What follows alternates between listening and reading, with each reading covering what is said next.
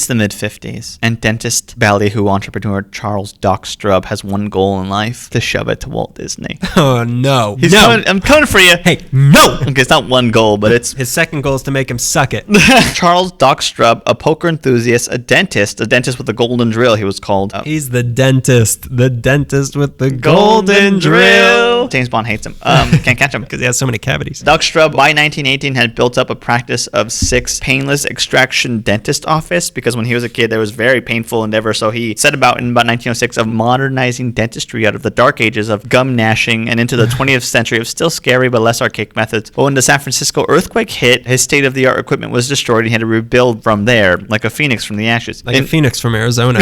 In 1918, this is when he had the 6th dentist office, and also around this time, investors were looking to purchase the San Francisco Seals of the Pacific Coast League, which he was on. He was able to acquire 1/3 of the club. He drove up the prices of purchasing star athletes of the PCL, which was new at the time, and was behind the $100,000 asking price for left fielder Jimmy O'Connell in 1922. In 1929, the stock market crashed, and now he was in $1 million in debt and had to pay everything back like a phoenix from the ashes.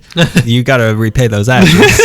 We're going to need those ashes back. In 1939, but 10 years later, he began investing again like a phoenix who doesn't know how to learn from his lessons. Like a phoenix from the stock market. He partnered with filmmaker Hal Roach, who I believe did Little Rascals. He did the Laurel and Hardy stuff too. Oh, okay. I think he did some version of some incarnation of Little Rascals. I'm pretty sure he did. Yeah. I don't know if it's called Our Gang or Little Rascals. Yeah, it's called Laurel and Hardy. I think there were only 2 rascals. Yeah, he had a big family. Okay, so Strub, Hal Roach, and others wanted to buy up Lucky Baldwin's Rancho Santa Anita in Arcadia with the express purpose of using it as a racetrack in California, which California was deficient in. It was 401 acres of land and cost the boys $2.9 million, but they bought the land. This is too much money for those days. So they turned it into the Santa Anita racetrack, things that Strub innovated on. First racetrack in California, duh. $1 admission price was new. They did that. $100,000 purse races, I don't know what that means. Electrical timing of the races, that was new. And the photo finish was new. These men invented everything. Strub was behind a lot of it. In the new Pacific Ocean... Yeah, but Walt Disney made Goofy. You know, the most revered of the Disney characters, Goofy. He made Daisy Duck. He made Daffy's dog, Bolivar. In the new Pacific Ocean book I was talking about, they have a passage. During World War II, the U.S. Army took over Santa Anita Racetrack in order to use it for Ordnance Training Center. Not really. I can think of something else they used it for. What ordinance was that? Was it an executive order? Was it a holding pen for a certain kind of people? But during the military's time, their 2 young officers caught the attention of Strub, William James and Bill O'Driscoll, who went by the names Bill and Ben, who are regular Greg and Daniel of their time. They finished each other's sentences, and they were next to each other a lot. 2 men who worked very well together, like 2 arms of the same body. Well, you'd almost think they're conjoined. They're just annoying. Yeah, they're not conjoined. They're not conjoined. They're annoying. It's similar, but not really. These 2 men worked very well together. Like, I said that already. Like Greg and Daniel. Oh. Like a phoenix from the ashes. A modern day phoenix from Arizona? Wait a minute. What are we talking about? I smell toast. What's happening? After the war, Strub got in contact with the 2 boys to help with the Lake Arrowhead Village, which was a charming collection of hotels and pavilions and restaurants and homes in the San Bernardino forest. Strub invested millions of dollars into revamping the village, and it took off as a huge tourist spot, and these 2 guys who were designers helped with it. He had a knack for turning failing businesses around and taking consumers in mind. Yeah, so they're not like us. No, they actually understand people, and they know how to read people, and they see what people want, and they fill that space. It's like a supply and demand, but we're all demand. And no supply. No supply. We also don't understand the demands. It feels like we're not good at anything. It feels like we're a regular Shoots Park. We're a regular Phoenix Ashes. We're the second half of the Marineland story.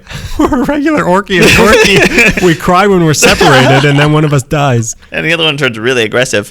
Who's it going to be? So Strub had a knack for turning failing businesses around and taking consumers in mind. He was a little whimsical, and that was great. He knew how to use attractions and carnival-style ballyhoo, which is a word I wrote a lot in this, to get attention. So now these men are wealthy and famous, and it's 1953, and Walt Disney has a grand vision of a modern amusement park, something to violently shove the rinky-dink amusement park back into the shadows, which is, I use that phrase a lot, not even realizing it. So, okay, like you said, his agents were scouring Southern California for a big enough area to fit his vision, because his vision was physically outgrowing the plots of land. While his agents were scouting for areas, Disney was out scouting for money. Just like the Frankenstein-esque creature he created that would outlive him. Bolivar? And one question, are you alluding to Boulevard? So the LA Turf Club, which I don't think I mentioned Doc Strub was almost the head of, had shown interest in investing in this Disneyland, this Mickey Mouse park. And because of their experience with the successful Lake Arrowhead property, Bill and Ben were loaned out to Disney by Doc and the Turf Club to help Disney with early plannings of the park. And Strub verbally agreed to put up half the money to make Disneyland. Disney would put up $10 million and the Turf Club would match it. Great. Not great. Because Doc Strub had demands. Said to Disney, he said, you need to build this along the ocean. And Disney said, that was one place I was not going to put it. I'll tell you where to put it. Strub said the Turf Club would want to manage Disneyland. And Disney said, nobody's going to tell Walt Disney, that's him, what to do, which is fair. So Disney said, well, what about Bill and Ben? And Strub said, what about Bill and Ben? They're ours. You don't get to keep them. So then they parted ways, and Strub was unhappy. Over the next couple of years, Doc would continue to mull over the idea of an oceanside amusement park that would rival Disneyland. You know, it's so weird that Disney at this time, like, people could talk to Disney like that or reject Disney, because they were kind of failing at this, like, after World War II. They were like barely sticking their head out of the mud. You could talk down to Walt Disney, but he like had a catalog of it, like Doc Strub was one of them. Strub started developing his own idea. Goofy's hit list. He's got a rifle and he's pointed towards Bennett Park. Long gone were the days where the Venice amusement piers had been either active or family friendly. So let's go back a little bit to remind everybody about Venice and the piers there. Abbot Kinney was a genius visionary who created the Venice Beach area, the Coney Island of the West as it was called. There were canals, there was beautiful bathhouses, and there were a pier of many. Kinney had a partner who he shared ownership of Ocean Park area with, which was pretty vast, and his partner had died, and the widow married a man who was in the business with 2 other men. These men were... Now, these men were Alexander Fraser, there was another man named Merritt Jones, and another man named Chase, or something Chase. Kinney did not care for these men, so there was a coin toss to see how they would split this area, 3 men and Abbot Kinney. This is... I love that movie, 3 Men and Abbot Kinney. This sounds really familiar. We talked about it. You told I remember the coin toss. Yeah, the north side was idyllic, it's neighboring Santa Monica, and the south side was the swamps. Kinney tosses the coin. It works in his favor. The other 3 guys are like, oh, what are we going to do with the swamps? And then he was like, well, I want the Venice Beach area. I want the swamps. And they're like, well, crazy person. So he gets the swamp area. The guys get 3, and they think, what a sucker. He turns the swamps into the Venice canals, and it becomes this one of the first amusement areas of Los Angeles where people from all over would come. And that coin went on to be president. It filled in for Abraham Lincoln after he was shot. Okay, so I'm confused about the boundaries of Santa Monica, Venice, and Ocean Park. But Venice Beach apparently starts at Navy Street. Ocean Park must have went from Ocean Park Boulevard to Lincoln, and Santa Monica was everything else that was like north or west. Yeah, it was right next to Santa Monica. So Ocean Park. Navy Street matters later. The 3 men were highly competitive and angry about Kinney's success with Venice, Fraser more so. So Santa Monica, Ocean Park, Venice. Ocean Park and Venice are really one lot split by 2 men. Nothing's part of really LA yet. So on the Ocean Park side, the coin toss losers built a gigantic and ornate Arabian palace to frame a gorgeous saltwater bathhouse. This was in 1905, and as the other 2 amusement parks were just getting crazy, as I've seen in photos, this was really marvelous. But it wasn't enough. So in 1910, Alex Fraser contracted and expanded the existing Ocean Park Pier, bringing the original 1895 pier out another 1,500 feet. This would be Fraser's $1 million pier, which we talked about, that opened in June of 1911, and its prides were 2 roller coaster-esque rides, the Dragon Gorge Scenic Railroad, which went over the ocean, and the Grand Canyon Scenic Railroad. Also, there was 2 giant ballrooms, 2 hippodromes, which were merry-go-round carousels. There was a vaudeville theater, there was a casino, and there's a roller rink. And this fantastic park had 2 great summers before it was burnt down in September of 1912. Fire Pier fries. Fraser rebuilt and reopened the pier the following year, like a phoenix who compulsively builds flammable traps for himself. Like a phoenix from the sands of Santa Monica. He rebuilt, it expanded attractions and such, and in 1919, Fraser sold the property to Ernest Pickering. Thus, Fraser's $1 million pier became Pickering's Pleasure Pier, doubling its size. But in 1921, the Venice Ocean Park area had changed. Ocean Park City franchise was revoked, and now the pier, which ran off of Pier Avenue, from what I understand, was smack dab in Santa Monica's territory. After that point, the 3 men, Charles Lick, Austin McFadden, and George Leahy, announced plans to build the Lick Pier on Navy Street, a 4-minute walk from Pier Avenue, which meant that Lick Pier would be built alongside, connected to Pickering Pier, which was on the Oceans Park side. So these 2 piers are in 2 different cities, but they're connected. The Lick Pier, like I said, Venice turf. The Pickering Pier was now on Santa Monica side, along with whatever was left of Ocean Park. The big draw to Lick Pier was the 22,000 square foot dance floor, the Bon Ton Ballroom, and the Dome Theater, which then became a movie theater. The Lick Pier altogether was 224 feet wide and 800 feet long. It had a zip roller coaster, a skee ball, captive air airplanes ride, and a Dodgem ride. So that was all nice, but then in 1924, the entire business district near the pier west of the boardwalk burned down by a pier vessel. So Pickering decides to cash out and sells the pier to the Venice Investment Company and the West Coast Theaters for $2 million.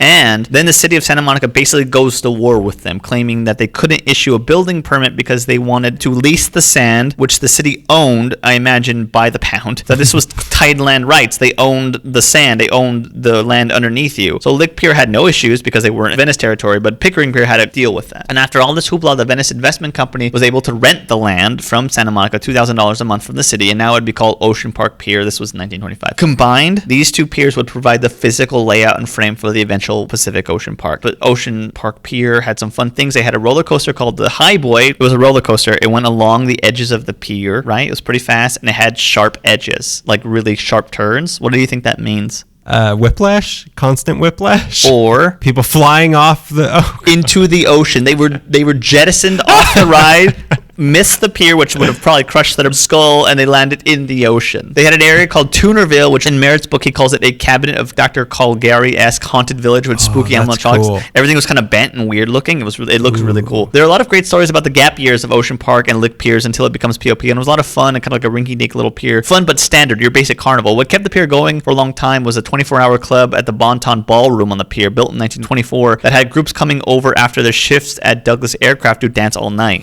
Nothing sounds more relaxing after building aircraft to kill the Nazis. I want to dance and drink all night. I want to dance all night. So by the 1940s, the area had become a little rough around the edges, with gambling and hard boozing surviving long past Prohibition years. In 1951, there was a turnaround because Lawrence Welk starts Lawrence Welk Show, broadcasting out of the Aragon Ballroom at the Lick Pier, showcasing local singing group the Lennon Sisters, who one of my great aunts knew. By 1955, it was so off. I wanted to brag. By 1955, it was such a highly rated show that ABC broadcast the show nationally. This was maybe the only good thing happening at the pier at that time. They offered to sell the pier to Welk, but he declined. By 1954, games were non-operational and businesses on the pier were in decline, so they were trying to get rid of this pier on the cheap. What drew Doc Strub to notice the pier at all was the Lawrence Welk Show, that he had a residency there. Okay, so now it's 1955, Disneyland opens, and even though opening day, Black Sunday, is insane, the park is a major success. Now Doc Strub knows that this is time to strike, either as an act of contemptuous competitiveness or perhaps wanting to piggyback off the public's amusement park high. The old pier offered twofold an advantage. They came at a fair price,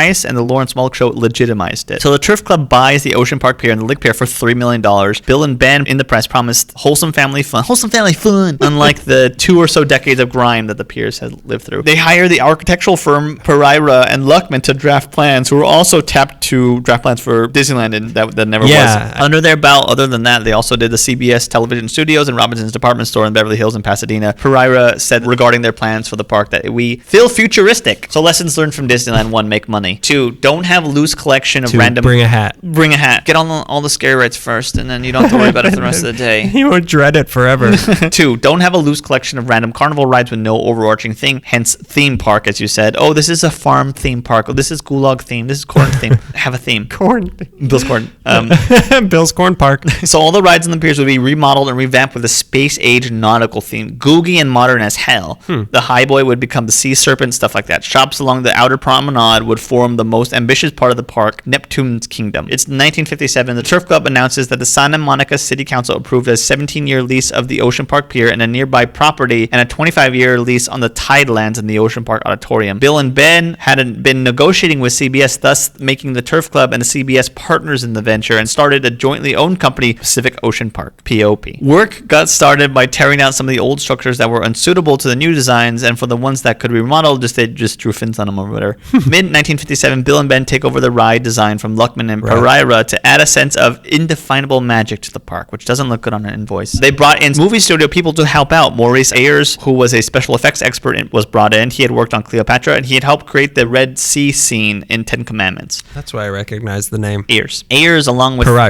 Pereira, Ayers, Pereira, Cleopatra. 10 Commandments. Moses. 10 Commandments. 10 Commandments. Ramesses. Thou shalt not kill.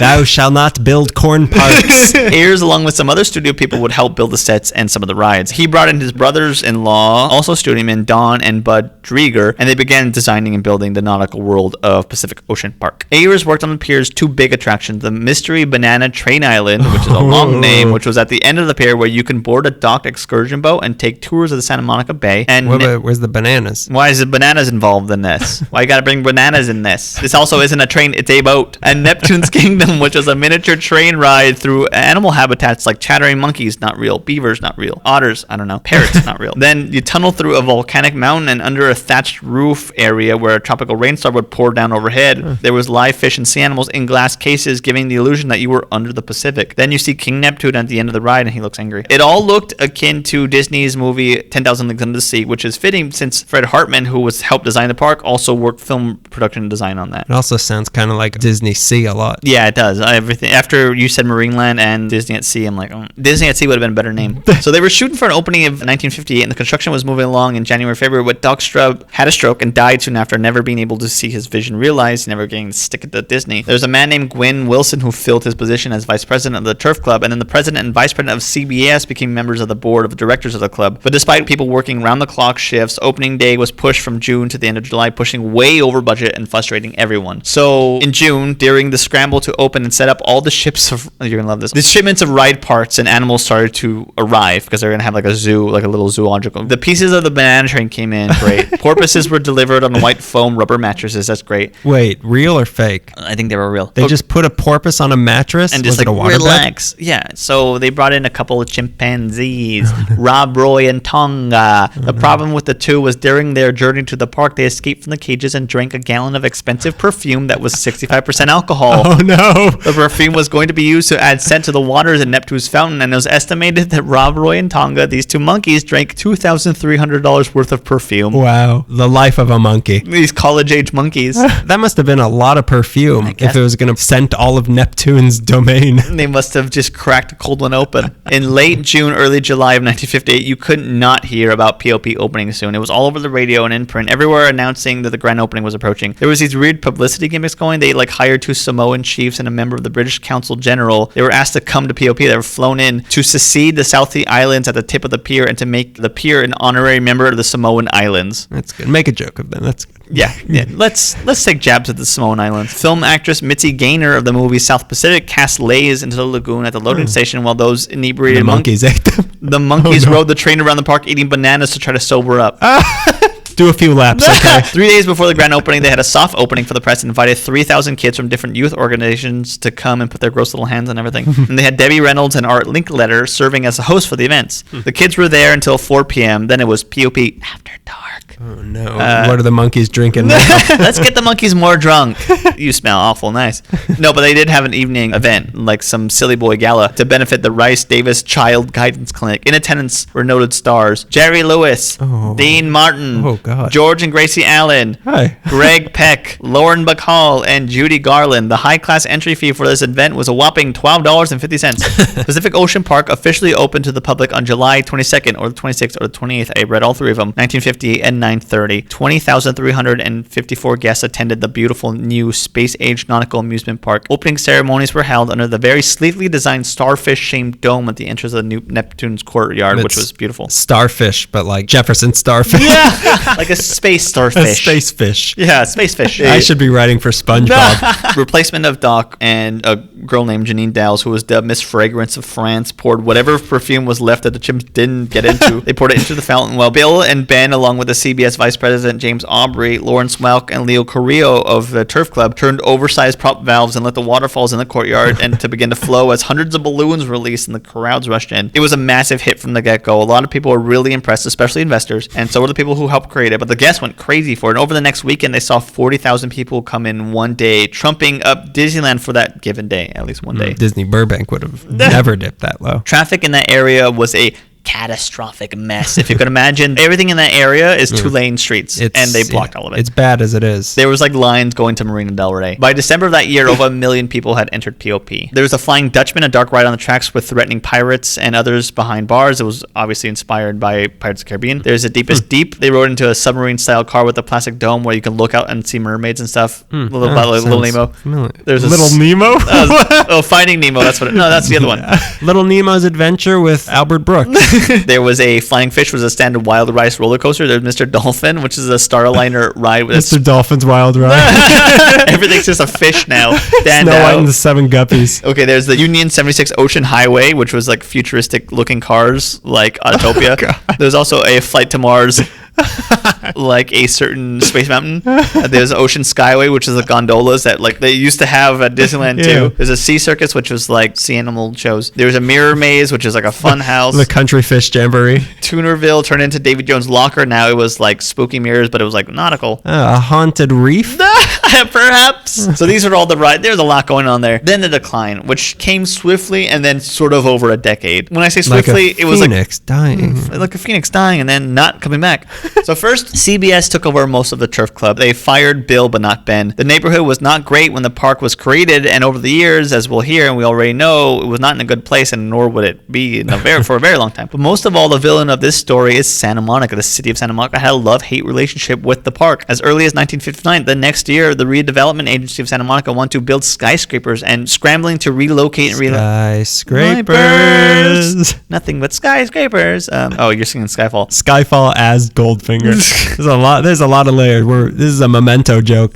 Not a memento. Oh my God. There's even more layers. So as early as 1959, the redevelopment agency of Santa Monica wanted to build skyscrapers, and in the scramble to relocate and rehouse families in the wake of all this incoming redevelopment, they began knocking down buildings, having streets blocked for construction, thus blocking the entrance to POP for many people. The park was greatly affected by Santa Monica's redevelopment, which seems like they didn't care. Santa Monica was designing itself to be a place for first-class people, not coach. And in doing that, they killed a piece of Ocean Park that was essential to Old Venice. When through those years, they leveled out city blocks at a time. They were just killing out this whole area's flavor. In January of 1959, the park closed to renovate till May of that year. Think about that. They opened in the summer of 1958, and by January, they were closing to renovate.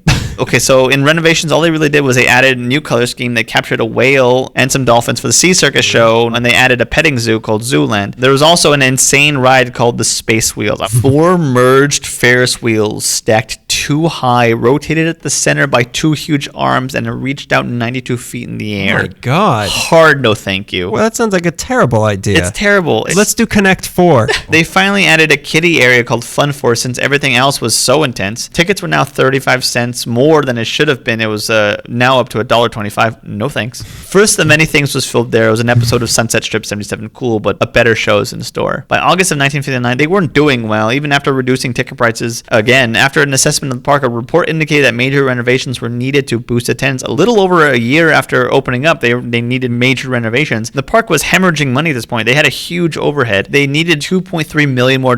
So CBS and Turf Club were like, nope, decided to kill it or at least sell it. So then the park goes to a gregarious and energetic guy named Jack Morhart, who seems perfect for the job. Morhart was part of the Pacific Seaboard Land Co. and was very interested in taking the property. So they opened up in 1960 with festive fanfare. They have a children's Sea Circus parade on Ocean Promenade overseen by the Grand Marshal Dennis the Menace. Well, actually, the guy's name is Dennis Menacing. J. North. They also had a baby elephant from Bangkok, and they painted it pink for the parade. Oh. They had a baby elephant walk. Clomp. Opening day 1960 through Memorial Day weekend, which was a month into opening under new management, they were able to pay off the remaining debt to Bank of America, which is great. Morhart also wanted to try a new thing, to build and operate an FM station at the pier and call it KSRF or K-Surf, but it's not the one we're thinking of. Oh. I know, I got really excited. Same name, not 1260 AM. The best station in Los Angeles. Yeah, one might be what's saving Los Angeles radio. It was an automated station, so music would play on hi-fi reel-to-reel tapes instead of phonographs from 7 machines preset to run for 14 hours, which feels like K-Surf. It was located at Neptune's Kingdom. I hope it was one of those places where like you see a window and you see like the disc jockey and you like wave to him like play the platters. And it's Samuel L. Jackson behind the glass. Also put into play was a new successful paying system called Pay One Price, also POP. You only had to pay the entry fee and all the other rides and everything was free after that. All the rides and games were free. You just had to pay it for admissions. So if you've ever been to the Orange County Fair or the Pomona County Fair, you like, I paid $50 to get in here. I guess everything else free. No. Well, that's how Disneyland was at the beginning. Yeah, how do they do? Oh. Are they still around? Oh, they are. Oh, trouble. Oh, bother. Winnie the Pooh's eating my honey brain. By 1961, Lawrence Welk moved his show to the Hollywood Palladium, and with the POP admission price, you could attend free concerts at the Aragon Ballroom, now called the POP Pavilion. And with the success of the American Bandstand, Morhart saw an opportunity. So they got a popular radio DJ from KFWB News 98, but it wasn't the news, it was KHJ. His name was Wink Martindale. I only know him because he was referenced by Conan. Wink Martindale? Why do I know Wink Martindale? I was thinking of Funky Winkerbean, but that's another a comic strip. I think he might have been on Never Not Funny or something. Oh, Wink Martindale? Whatever. He's probably dead now. He's probably still alive. Silver Fox. Like a phoenix. Oh, like a phoenix that just grows gray hair. They got Wink Martindale to host the POP dance party, and it would be broadcast from the pier, sometimes in the pavilion, but sometimes in the Sea Circus area for fun day shows. Why film at the beach if you aren't going to be outside? Martindale was able to get big names on the show from his days being a DJ. He had connections. He got Johnny Cash, Jan and Dean. He got their alternate reality selves, Dan and Gene. He got the Everly Brothers. He got Sam Cooke. He got Frankie Avalon. He got Johnny Mathis. Local abused children, the Beach Boys, performed their first hit Surfing on POP Dance Party. The Bel Airs unleashed Mr. Moto on POP Dance Party. Percy Faith performed the hit A Theme from a Summer Place, which I was singing at the beginning of the show. It all comes back. Dick Dale and the Daltones performed Let's Go Tripping when it was really big. Richie Valens performed Donna on the show. When he was still alive? No.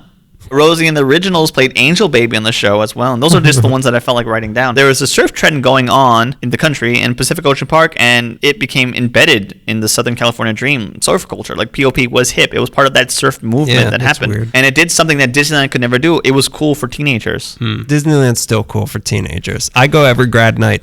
It's real cool. They somehow let me in. I have my ID from 19... I still have my PE shorts, so... and an ID from 2003, and they still let me in. I'm like, even after 9/11, they're not going to stop this kind of thing? Which I remember clearly. Which I remember as it was yesterday. I woke up, my mom said we're being attacked, and I immediately thought aliens, and I was very sad for about, 15 years after that. So you recovered last year. Yeah, I can kind of... All the new stuff that's happened since November, those are the golden days. The golden eye? Golden eye! Dun, dun, dun. Ace Pierce Brosnan. So there are a lot of things that were filmed at the pier, but there's one thing that stands out from the rest. In 1963, probably sooner, 2 episodes of the show were filmed at POP. One was titled Perchance to Dream, and one was called Praise for Pip. Oh my God. Were filmed at POP. Rod Serling was a huge fan of Pacific Ocean Park. It did what he always sought to do, which was take him back to his childhood. He took his daughter to POP, and when his own father died, he penned Praise for Pip, and he couldn't think of anywhere else where it should be filmed. Maybe a cheaper place, but whatever. 2 of our favorite episodes were filmed at POP. I don't know about